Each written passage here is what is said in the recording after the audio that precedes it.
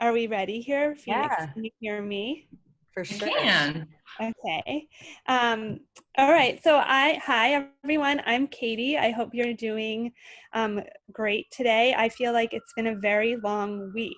I can't differentiate between the days anymore. But I wanted to introduce and give a little bit of a background on Phoenix. And then we were going to kind of let Phoenix take it over a bit and have her talk about her work. So I'm really excited to do this. So it is kind of odd because I don't hear any response, but I'm just going to keep speaking. So I think it should be fine. Okay, so Phoenix is a Brooklyn-based mixed media artist, and she holds an MFA in photography from Parsons, the New School of Design in New York, as well as a BFA in photography from Savannah College of Art. She has had several solo shows, including at Victory and Moe Gallery, Christopher Stout Gallery, Brown Gallery at Duke University, and Gallery of Faro. And she's shown in group exhibitions in various galleries nationwide as well as in China. She has been a resident at the NARS Studio Residency in Brooklyn, a participant in the Emerge program with Algira Center for Contemporary Arts in conjunction with Creative Capital. She previously directed the Parsons, I think I'm pronouncing this right, Gangia Materials Library at Parsons, and facilitate the building and implementation of the Parsons Making Center as the coordinator of academic resources. And she currently holds a position as the director of workshops at Powerhouse Art. So there's a lot that we have to talk about with Phoenix, and she has quite a history. And so I'm just going to let you kind of take over, give a little bit more about yourself and start talking about your work. And then I have a few questions I wanted to ask, and then I'm really excited to see what everyone else has to say as well. Great. Thank you for that amazing introduction. It's really cool to be able to share in this interesting time, in this unique, interesting way. I've got a lot of friends and family, even my mom here, which is really awesome and exciting. And then also thinking that this, what kind of feels like an intimate conversation, will go on YouTube and then kind of be shared out, hopefully again and again. So it's a really cool platform, and I think we're all kind of experimenting with it. So I'm excited to do that with you guys today. As Katie said, I do have 2 degrees in photography, but here we are, sponsored by BKLYN CLAY. So I did a little bit of deviation from the path. But what I learned from photography is, as cheesy as it sounds, it really taught me to see, and it taught me how to kind of frame and how to edit. And that's really helped me as a sculptor, and has certainly helped me in taking images of my work over the years. I came to clay through a really not straight path, and it has been really interesting to kind of teach myself in a lot of ways. And now I teach at Parsons. I teach an advanced ceramics class for MFA students. But I've never actually taken like a formal ceramics class. So I feel self-taught in a lot of ways, even though I've gone to 2, big schools, universities. So when did you first start working in clay? It was in grad school. It was in probably 2000, oh no, and 10. Around then, I started working in clay. And a good friend of mine, Peter, is actually on this call, and he actually helped me a lot. He was working as a technician at the school, and I had this idea. I was feeling like photography was too flat. And I know there's some really interesting, exciting things that is happening in photography with people kind of pushing the 2-dimensionality of it, making it more sculptural. But the subject matter I was dealing with, it felt like it needed to be much more physically present in the room. And photography has like a specificity and a distancing that wasn't working. So I wandered into the fine arts building, and Peter was nice enough to help me and kind of helped guide me towards actually what happened to be slip casting. So the reason why I was, the subject matter that I kind of have just alluded to was I was doing work about queer hate crimes, and I had done a lot of research trying to, I think, make sense of them, something that doesn't make any sense, right? It's like this horrible kind of act that that when it happens feels so, you know, it is so personal, it is so kind of unique, but it also, it's the very meaning of the word means it's got multiplicity, right? The hate crime, the individual becomes a stand-in for the group, and it's true for kind of victims of queer hate crimes, but also the perpetrators wind up all having kind of similar things and characteristics. So I was doing this research about these two very different kind of types of people in this like violent intersection and act. And so I was doing that research. I actually reached out to the FBI because they're the ones that hold that data. Like all the local municipalities will give their information to the FBI, and that they hold the big database. And so so I called the FBI thing, and they sent me a CD-ROM of all their statistics they had. But when I was looking at the data, there were only certain categories. So one person could only fit in one category. So if you were a person of color who is queer, who was also trans, and you had been involved in a hate crime and had been murdered, they would only count you in one of those categories. And so I very quickly got rid of that as like a data set, because it was so flawed from what I know, that the people that are the most vulnerable are the people that don't fit into one category. And so then I kind of branched out, and I let the research itself be much more kind of a little bit looser, and let it speak much more to the kind of what I knew about hate crimes as a queer person from the South. And anyway, so all of that was swirling around, and I was like, photography is not the thing that's going to get me there. This is wandering into some like poetic, non-linear territory, and clay wound up being able to be the thing that could speak to, could speak like metaphorically and materialistically to those themes I was exploring. It's really interesting to be able to have to be able to witness a physical object when you're trying to express something. And I think that makes a lot of sense for people who are ceramic makers, that's obviously a big part of making. And it's interesting to see that transition, especially in graduate school, when you're like already exploring and like testing so many topics, and then to also start working in a new medium is just like really hard to do. Well, so do you want to show us kind of where you started? Yeah, so well, I was going to show you, I've got images here. Let me share my screen. And I've got them in a certain order, but maybe I can deviate. Sorry, folks. Just give me 1 second. My mouse is acting up.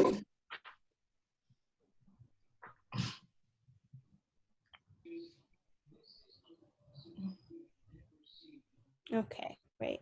Can you guys see this image? Mm-hmm. Yeah. Do you see the images on the side too, or just the main image? I see the images on the side. Okay, cool. I can write those.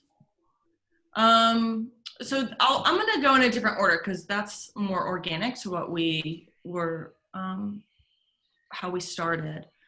So this is one of the very first kind of works that I made. So I was talking about the hate crimes that I had been studying. And so what I found in trying to make sense of like a nonsensical act was I found that the objects that had been used in queer hate crimes were all very domestic objects, and ones that everyone had, everyone had in their house. So the objects themselves started to point to how well, two things. One, that it was a very intimate, close relationship where one person would just kind of snap and grab whatever was around them, but also that they were in people's homes, that it was more of an intimate setting. So it was a snap decision, but That's also an very important. surprising to me. Say that again? That's very surprising to me. Yeah. It's never, this conversation I know is gets kind of intense, but it's, it's not normally like with a gun or something. It's much more of an intimate object. So I found, this one case that I had kind of been studying, and a hammer kind of kept coming up and up again. So I wound up doing slip casting, and instead of letting the mold kind of cure for the set amount of time, an hour or whatever it needs to be with your humidity, I pulled it too soon. And so first of all, that was because I didn't know what I was doing because I was new to ceramics and I started with slip casting. But then I got really good, and I actually was making these like perfect hammers, and they meant nothing. They didn't tell the story. And so I then realized I needed to go back and intentionally kind of push and pull the form to let it speak towards the act of violence that it was used in. Just to take a step back for those who don't know what casting is, do you want to just give a kind of a brief synopsis of that process? Yeah, totally. So slip casting, slip is just liquid clay. It's clay that basically has water in it. And so it will remain liquid until you pour it into a mold, and your mold is made of plaster, which really dries the clay out pretty quickly, actually. So whatever of the slip that's touching the surface of this plaster mold, in this case, I cast an actual hammer and had a 3-part plaster mold. Whatever's not touching those walls continues to be liquid, and you can just pour it out. So there's a pour hole down at the bottom of this piece. And that's how kind of vases or kind of some tchotchkes or whatever are kind of made. You can kind of think of that like pour hole as the key. So that's slip casting. And so I was interested because slip casting lets you do multiples, right? And remember, my history was in photography. So my kind of joke was that they were just really heavy negatives, but that I could pull multiples, I could kind of print multiples. And that was really speaking to the medium, but also to this kind of the hate crime as a replicating kind of act that was kind of permeating or would multiply. The next image, so then I started making, here, let me start with this one. So this is a post-grad installation that I did on a residency. And so there was a hate crime that happened near where I live in Bushwick, and a baseball bat was involved. So I actually had my Louisville Slugger and from a childhood. So that's what I wound up casting. And for something like that, I think I made 5 different casts, so I could just be making multiples. So it was just about kind of making as many as I could. And so I made 100, but through the process, I wound up probably getting 75. And so using the kind of space to drop a bare bulb, you can kind of see the grid system that I kind of made and put in the ceiling, dropped a bare bulb, and then kind of built this swirling kind of shape around that bare bulb so I could get the shadows of the object. So the hammers are kind of both there physically, but also there in their shadows. So there's that multiplicity kind of effect. Excuse me. And it's just hung with monofilament. So I think the next image I zoom past is the detail shot. So, they're like, so I'm kind of playing with scale too, but I kind of twisted the baseball bats. And what was really interesting in breaking the mold too soon, so I got really good at fixing dents and kind of doing patch work. So it was like intentionally kind of breaking the thing and then putting it back together. But the other thing that's also weird is they fit my hand.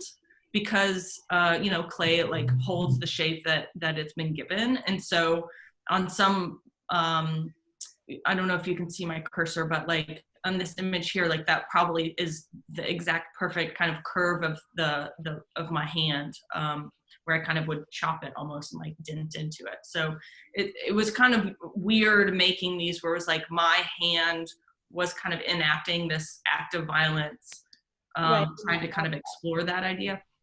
Yeah. That's really Um, interesting. What was your why were you interested in lighting them and casting that really dramatic shadow? well, I really thinking about that absent, the object that's the shadow being the absence of the object, and then Okay. really playing around with like scale and letting the thing take up a ton of space. I was looking at Cornelia Parker, who has a piece called The Shed that she lit this way. I was really inspired by that. Yeah, and just to kind of give, these are like ceramic objects, right? So they're really fragile. And so so I was also interested, or I am really interested in the suspension.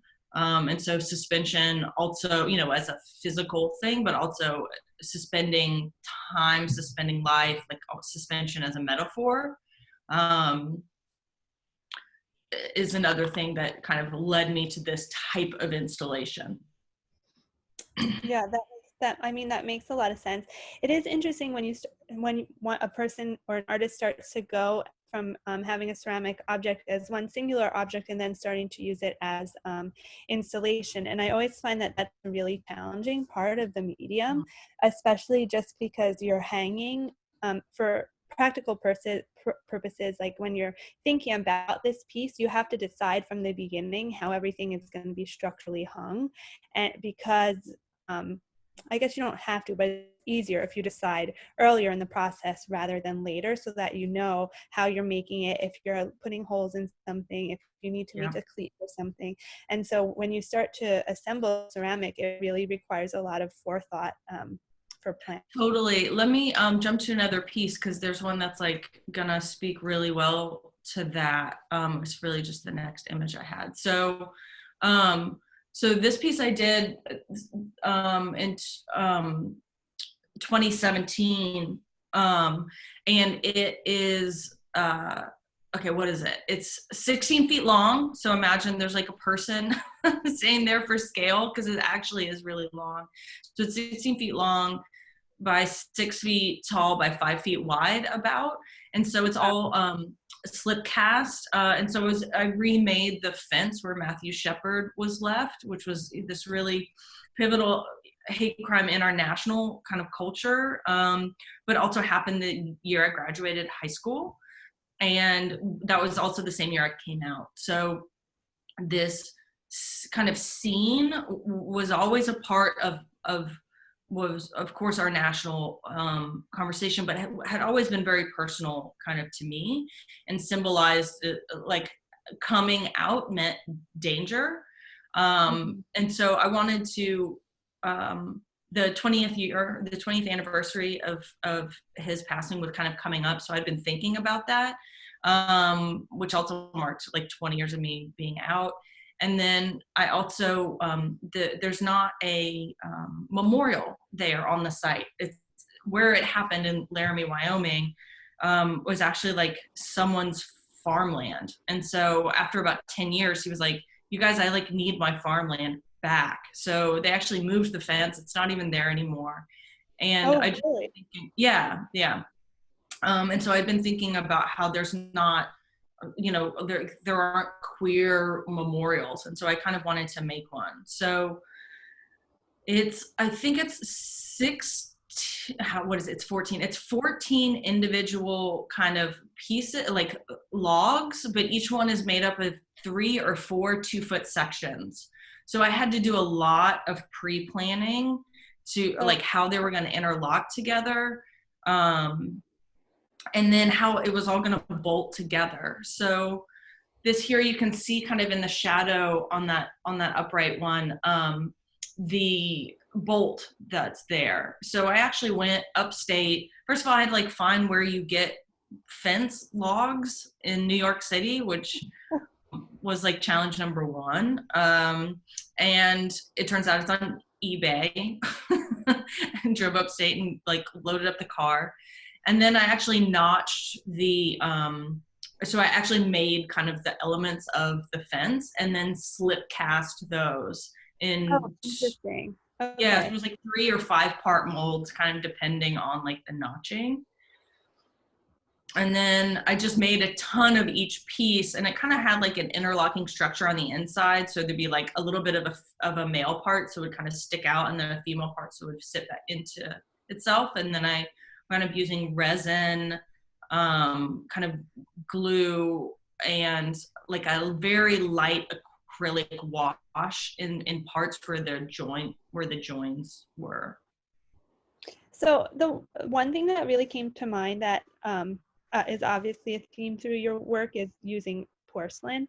And just as we were talking about this as a memorial site, it reminds me of when you're driving on the highway or you're driving on the street or walking, and you see like a bicycle tied up to a lamppost that's painted entirely white in memoriam of somebody who was killed in that location. And I've never really researched that color. I guess I just associated it in relationship to that as like ghostly or spiritual or like virtuous. But have you thought about the color in regards to the 2 pieces you just showed?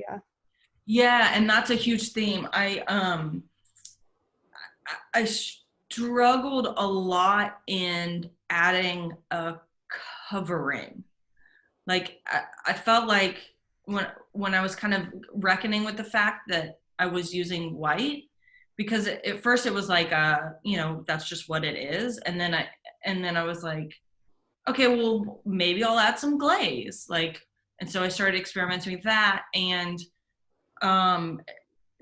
because of the subject matter, it felt like the object itself needed to be raw, and I didn't want I couldn't like cover it. I couldn't like gloss it over. I couldn't like I needed the marks and the scratches that were in the making process to continue to be on the surface and to be prevalent. And also, I don't know, it felt like anytime I've tried to add color, it's felt like too almost heavy-handed. And so like at least on the clay. On the clay, yeah. Mm-hmm. Yeah. And I've got some later work I'll show you of my more recent work where I've added some rust. Really risque. Yeah. Great. So the next big kind of piece I was going to show you guys is another suspension kind of piece. And so this was my kind of ode to the Pulse nightclub tragedy. And so my wife and I, who's both on this call and in the other room, we're actually upstate at a Dixie Chicks concert. And then when we were driving home the next morning, we stayed upstate overnight. And then when we were driving home we kept getting like phone calls from friends, and I missed one, and I was like, what's going on? And we kind of turned on the radio, and someone's like, are you guys okay? And I realized that the Pulse nightclub shooting had happened. And so, anytime there's something tragic that happens either in New York as a New Yorker or in the queer community, like people start to reach out to each other. And frankly, that might be a little bit of what we're doing here in our clay community as a way to reach out in like a very stressful time. And so that's how I found out about the Pulse nightclub shooting. And so I think I'm getting a delivery. Do you need to get it? No, Natasha's gonna help. What could it be? That's amazing. There you go. Yes. It's probably our groceries or something. So stay tuned about what the big Yeah, delivery I'm is. excited. Yeah, who Jennifer? knows? Who knows? So we went straight to Stonewall Inn. That's like where people go when they're stressed out. And of course we were fine. We were nowhere near Florida. Like we were fine, but it does take that emotional toll, right? Right. So we went there and there was this bouquet of flowers that someone had left at Stonewall. Kind of Stonewall always is like a makeshift memorial. And there was a little note that said on it, it was a bouquet of flowers and a little note that said, "Never stop dancing." Oh, it's our Nespresso, you guys. It's necessary. This is a necessary thing. Yeah. I'm muting to say, "Poo, poo, poo, poo." Air horn to the Nespresso. Yeah. Coffee during the crisis of COVID is real. The struggle is real. Never leave the house. So anyways, that's the name of this piece. It's called Never Stop Dancing. And so I was really interested in my work had always been about distilling objects that were present in these moments of crisis. Like think back to the hammer, that was like this distilled object, and then the fence. And so I was thinking about distilling one of the objects from that scene. And so I came to the disco ball.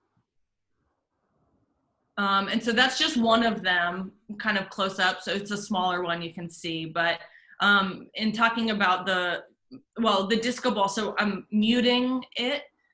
So it's no longer kind of mirrored. Instead, it's that bone white, that English porcelain bone white.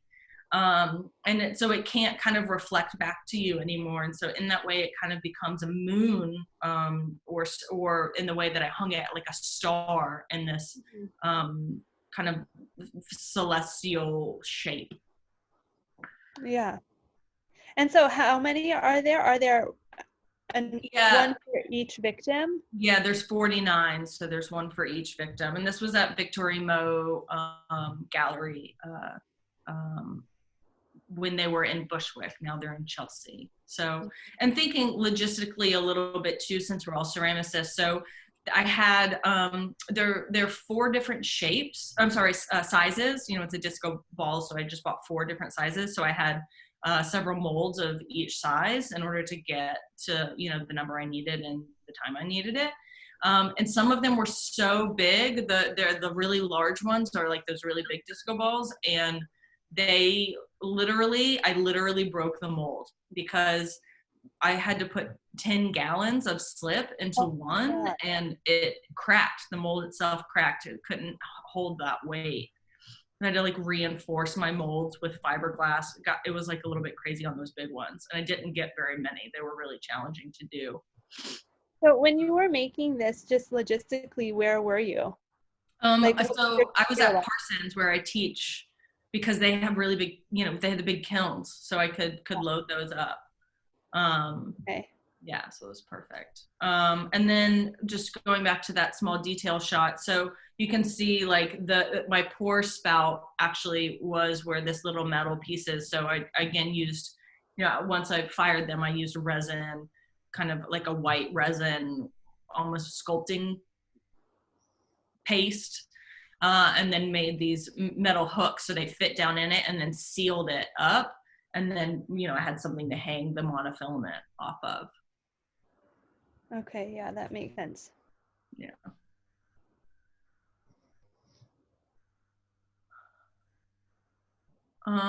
And then we can talk about some newer work too. Yeah, let's. So my most recent show was at Victory Mo, but at their new space in Chelsea. And so this was work that I'd been doing for a really long time, kind of in the background for like many years. I've been studying and hanging out and researching the lesbian Her Story archives, which if you guys are in New York and have a day to go explore a magical, weird place, you should absolutely go there. It's in Park Slope. I've And heard it's wonderful. My sister has been going. oh, really? Oh, awesome. I'd love to talk to her about it. It's a really unique, awesome place. And, you know, like when you go and knock on the door, like one of the founders will open it for you. So there is a lot of history, and there's a lot of history that's present, but there's a lot of like new faces. So it's a kind of like a archive that's dedicated to lesbian history. And they have a special collections that I was especially drawn to, that the premise of their collection, you know, what their rules are for collecting are anyone who believes their work or objects or personal effects belong there, they do. And so you can give them your personal objects and make a special collection. And so it's this idea of radical acceptance as a way to combat the erasure of lesbian voices through history. Wow, that's really amazing. It really is an awesome place. So I went there, you know, a lot on and off throughout the years, kind of developing this work. And I felt really intimidated because there were these living legends. You know, like I was talking to the founders and connecting with them and trying to kind of make sure that I was, you know, a lot of the work was using source material, and so I wanted to make sure, you know, I wasn't like going into appropriation zone, and you know, but I also wanted to kind of explore a lot of the images. So this is where my background in in photography kind of pops back up. So just what we're kind of looking at here is an install shot. They were able to they let me do a cast with hydrocal, which is like a outdoor kind of plaster casting material. I did a cast of their banister right when you walk in. So it's a brownstone. So it's got this like beautiful banister, which was kind of insane making a mold of the banister in place in an archive where you like can't get plaster dust on everything. Yeah, do you have photos of yourself doing that? I would really like to see those. We'll have to put that in the show notes. Yeah.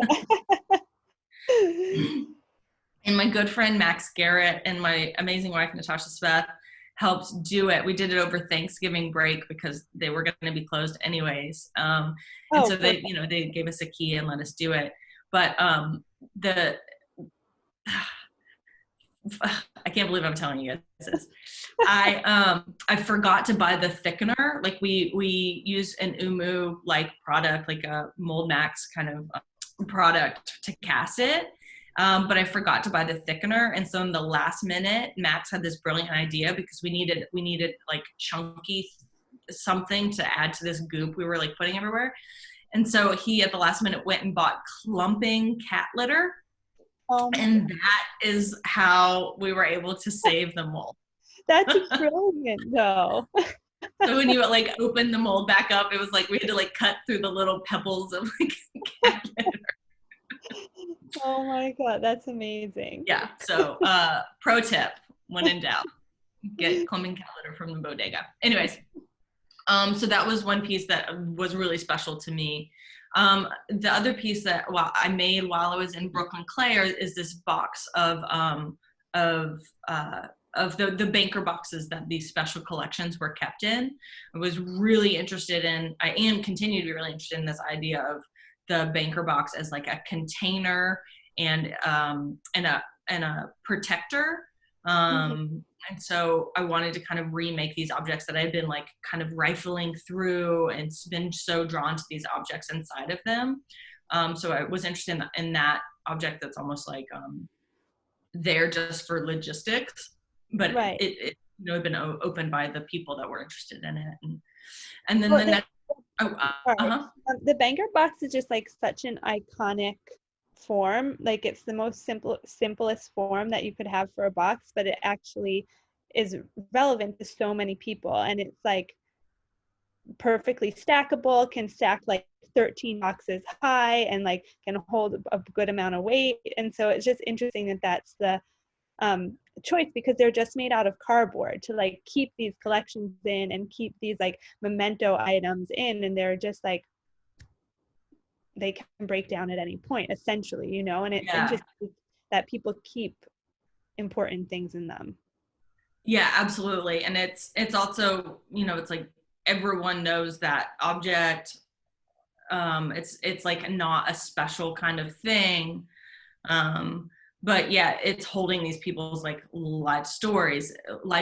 And the whole reason why they're there is because someone wanted to keep their stories. So some of the people that I was drawn to and the boxes that I made. So right on that center row is Deb and Joan, and those were the two founders. And so the way that they keep their coding, like the numbers that are on them are the real numbers. And so Joan gave that box in 79, and that was the 14th box in the series. So you can see Deb also gave that box that I'm referencing in 79, but that was the 16th box that she had given. Or rather that had been given to the collection, rather. Right. So that's how they kept it for the year. So Boots of Leather, Slippers of Gold was the first box of 98. So okay. Yeah, so anyways, I was just really interested in the different people and how almost you could open a box and get to know a person really intimately without ever having met them.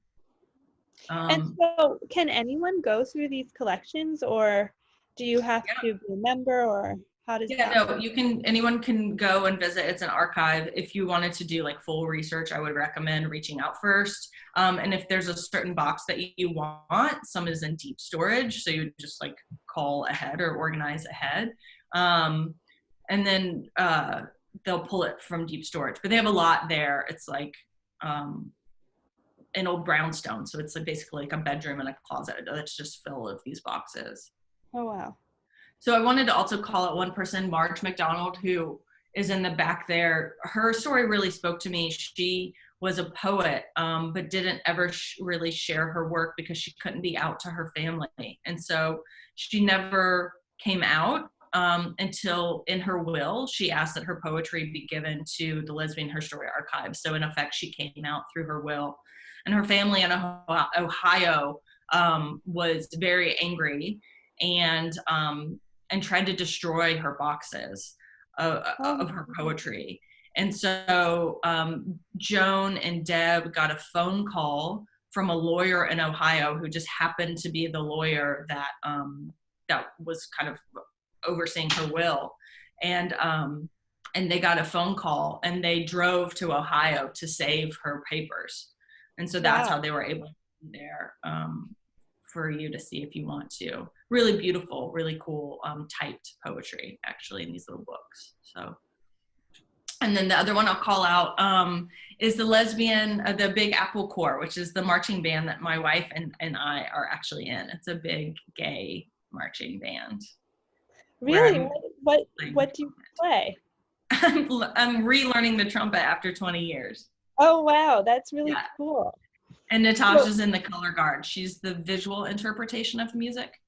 Oh, that's amazing. Yeah, I've got a flag somewhere back there. Wait, did you join together? She joined and then I volunteered for a little bit and then I decided I wanted in on the action. Wow, that's really amazing. Where do you perform? Are you in parades?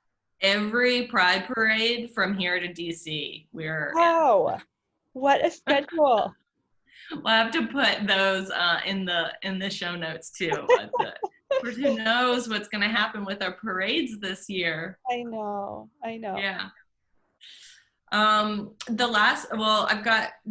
quickly show two more and then I have one more story I want to share with you guys. Okay, so this piece is also from that work about the Lesbian Her Story Archives. And so it's the introductory notes to the Lesbian Her Story Archives bibliography on lesbian separatism. It's by Joan Nettle. And so she's one of the founders of so that was written in January in 1982. But I was born February 2nd, 1982. So I felt really drawn to this particular piece of writing. And so I was making really large ceramic slabs and screen printing on them, which I feel like could be like a whole nother talk. I've been doing a lot of screen printing on clay.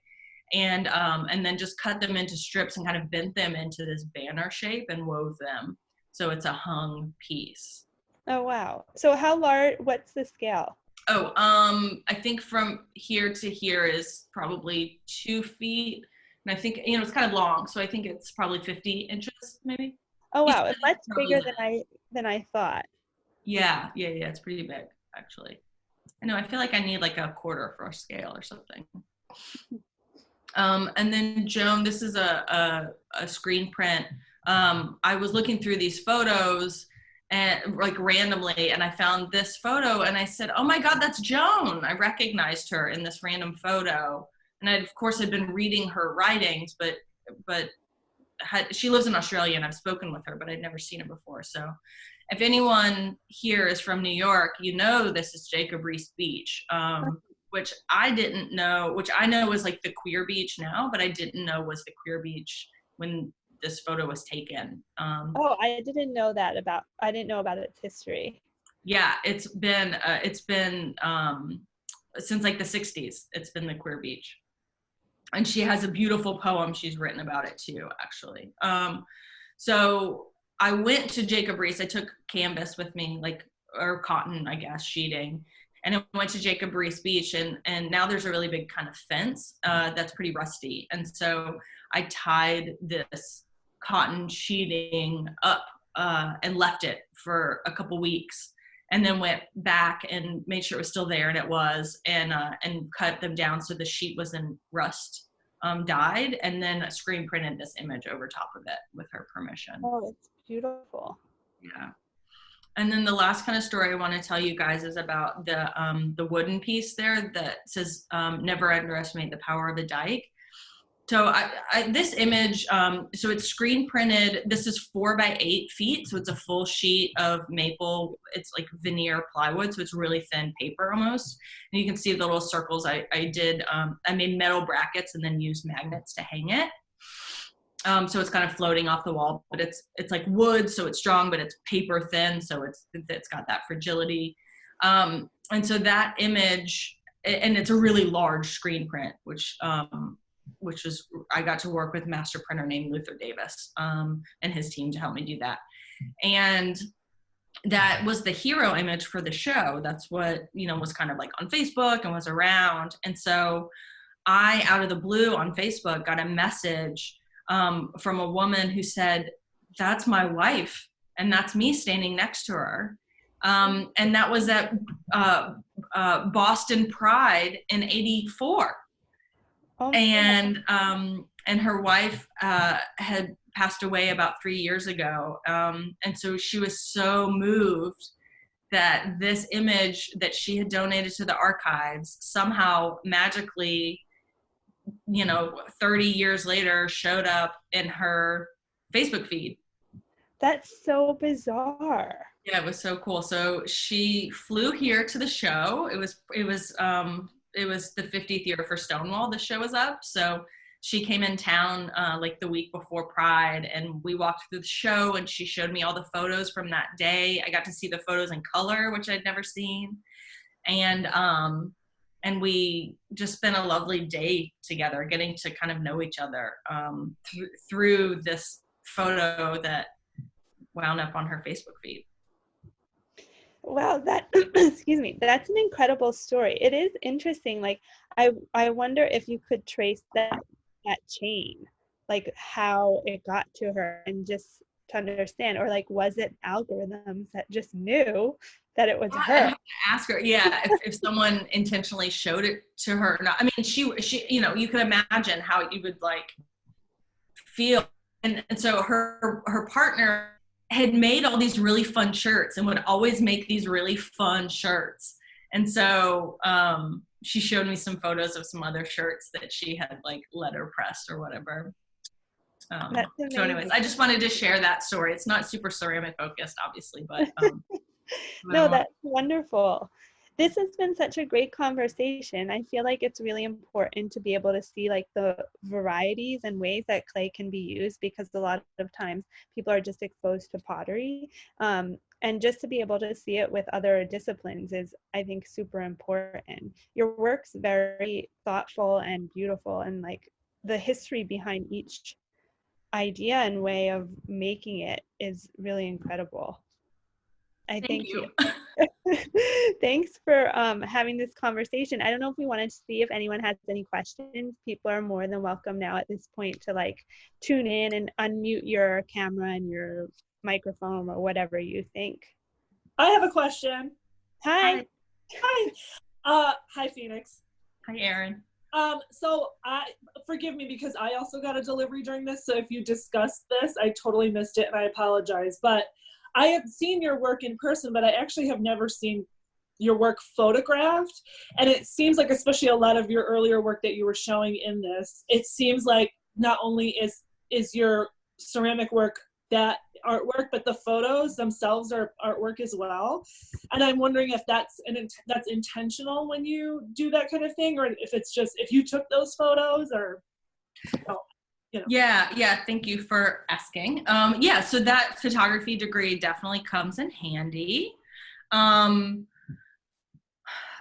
like I was saying earlier, like photography teaching me how to see, I feel like I can really, the way I frame things when I'm photographing it, that's, I don't know, it helps me see it better in real life. Like there's something about the editing of like the picture plane when you're taking a room and then just taking a slice of it. I feel like through photographing my work, it really allows me to have such a really strong vision and voice. That if someone's walking into a room or interacting with an object, we can't be as curated as a photo.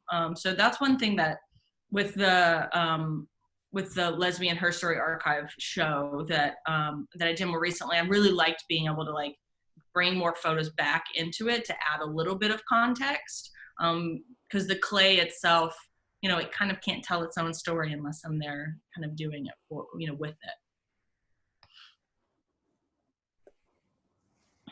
it. Sorry, I'm having a little technical issue over here. I think I'm supposed to, have to unlock.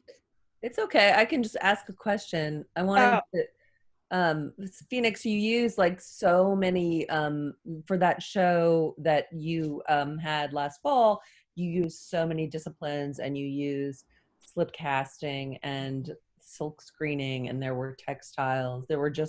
You had so many things going on at once. It was really, it was kind of an amazing thing to see you pull all of those pieces together, and then see it in the show in that way. And I think they're like really beautiful, but I one of the things I think you do well is lots of different techniques at once. I'd love to know more about your silk screening, but I know that that's like, what do you silk screen with?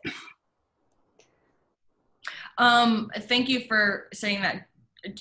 Jen, when I was putting together that show, I feel really badly for my dear wife because I was like a basket case, because I was like, okay, I'm doing metal, no, it's wood, and I'm screen printing, and I'm casting in place, and I need to make these ceramic boxes.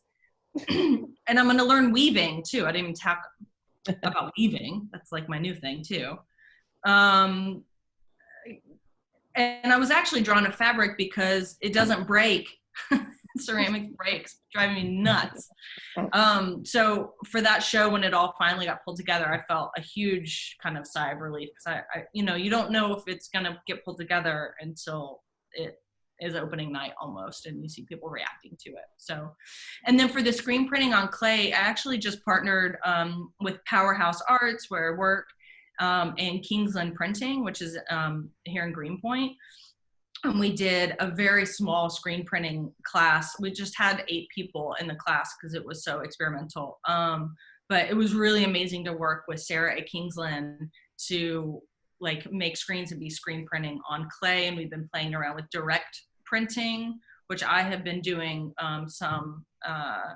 And then we've also been playing around with different ways to like screen print onto foam and then roll your pot in the foam so you get the image. So we've been doing a lot of like how to apply an image too. So anyways, we've been playing around a lot with that.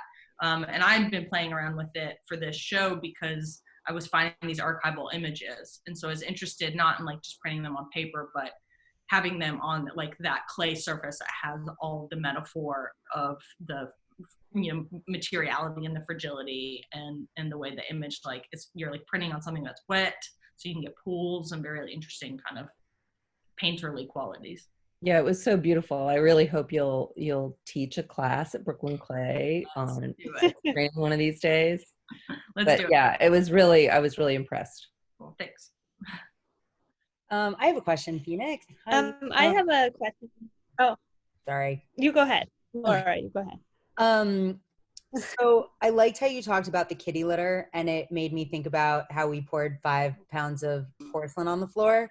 And I think something unique about your work is that when you start to do something, you have a plan, but you don't always know if it's going to work.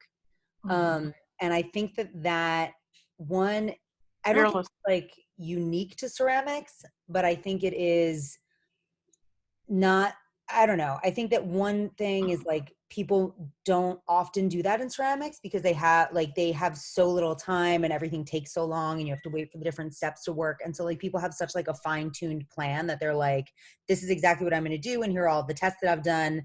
And you kind of are like, I'm just going to slip cast this box and make a mold, and we're just going to do it. And it's just going to be CDC protocols. You're hearing a lot about hand washing, social distancing. We're putting Can you turn that down? up on the cashier stands. Will you guys mute? I'm muting some people non-consensually. Yeah, Laura, you didn't have to tell everyone I poured 5 gallons of slip-on with the ground. It was great, and everyone was there. But I guess my question is like, what gives you the how did you get to a place where you're like, you know what? I'm just going to try some stuff. Like, I'm just going to try weaving. I'm just going to try using clay in these crazy ways. Like, I'm just going to try screen printing. Like, you just kind of go for it. And it's not like out of, the thing that I find really cool is that like, oftentimes when people do that, it's out of a hubris, but it's not. You're like, I don't know how this is going to go. We're going to find out. So how did you get there? I think it was love, undying love of my parents. my only child gumption. No, I don't. I think it's because I consider myself a lifelong learner, and that's a big thing that I try to teach my students when I'm teaching ceramics. Is like the first thing I had people talk about this semester was a time that they failed in the studio and how that improved their artistic practice. Because going back to that first image we looked at of the hammer, like it was when I made them perfectly, they told no story. They meant nothing. They could have been sold at West Elm and they would have been like a cool thing. But when the mess ups and the mistakes and the failure was there, that's when it had meaning. So I don't know. I do like to stay busy. In the ideas that I have, I can do the artist hamster wheel thing a lot.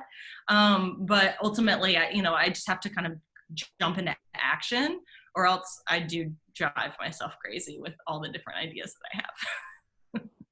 But I guess the other thing I will say is I do have to have a structure. So like going in with that fence and saying, I'm going to make this fence. I don't know how it's going to happen, and I'm going to have to get a lot of help. But this is going to happen. And that's the plan. And so even with the archives, it took me a long time to get that plan in place, but I was like, I'm interested in these collections and they're in these boxes, and I'm interested in the container itself, because by limiting, it helps me be much more creative and actually get something done. It's interesting thinking about those boxes as time capsules, or as like, it's almost as like walking into a miniature studio of someone's, like, because when you go to somebody's studio, it's like completely being able to see that person. It's very informative. And I can imagine that those boxes are just like these, like a scaled down studio version of somebody to contain the most important things. Yep. Yeah. I think it's almost 7, so I feel like we should probably see if there's any one last question and then maybe end, if you feel good about that. So do we have anything else from anyone that wants to say the last words? Crickets. Well, then I just Wait, want to I say have a question. huge thank you to BKLYN CLAY and Laura and Jen and Katie. It's been so wonderful getting to know you recently, and I'm a big fan of your work, so maybe one day we can switch and I That can would ask be about your great. practice. And I also see a lot of friends and family that joined in, and I know like this past couple weeks has been so crazy. And I know we're all feeling it, and I don't have any magical words about that, but I do know that this has been a real highlight of my week, and I've been looking forward to it all week. And Me I too. want to thank you for joining. Phoenix, I just want to say, this is Jen. I want to say thank you so much. This has really been so much fun. I'm so heartened to see all of my BKLYN CLAY friends and friends that I've met who it means so much to me. And like I think everybody else too, it's really an honor to like hear about your work, and your presentation of your work is really solid and great. And I'm excited to see more of it. Cool. Thank you so much, BKLYN CLAY. I think Natasha had a question. I didn't want to cut her off. I was just going to ask Phoenix what her next medium. Oh, if, yeah. If there's something she's looking forward to working with next. She wants to know what's going to be in her house. Yeah. Where? Oh, I feel like I've had an idea recently, but I've forgotten it now. Thank God. Does it involve surgical masks? Yeah. Oh, honey, you've brought up a question. Maybe I need to get busy again, huh? I thought that was Natasha. Oh no. Well, Okay, thank you, everybody. Yeah, thank you so much, Phoenix. And I think we'll leave it there. Thanks so much, everyone. Cool. Thanks. It was Bye. great. Thanks, Be well. Phoenix. See you soon. Bye. Bye-bye.